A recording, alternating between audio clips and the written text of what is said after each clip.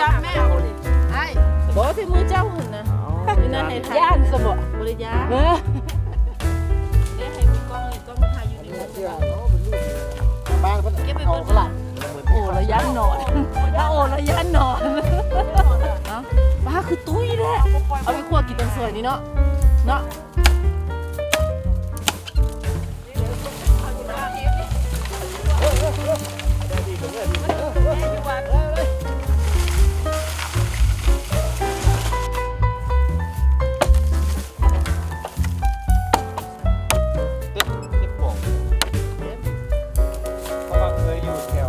บ้างไฟบ้านไฟ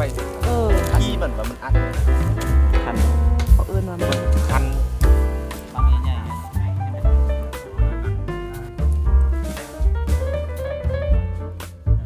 เลยพอกกระดึบเลย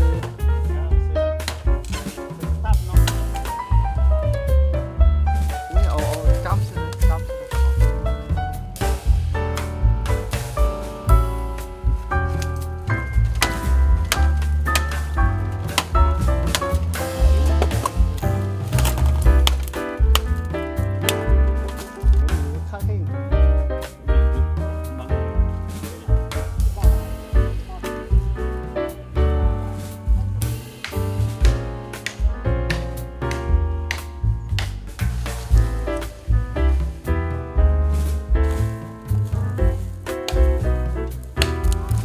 เป็นอย่างว่าตัวนี้ลายตัวนี้ดำเพราะว่ามันนั่นเด้บ่อนนี่เป็นบ่อนอันนักไม้ไผ่ถ้ามันตัวนี้นะมันมีอันตัวนี้นะ แม่เจียอัดของมัน เจียอัดแล้วเวลามันน้ำมันยึ่งนะมันก็ซอดลงไปแล้วมันระบายออกเพราะว่าช่วงนึงช่วงนั้นยกหาน้ำนาไอ้ยนทำเช้าเพราะอันสดๆละ4แสน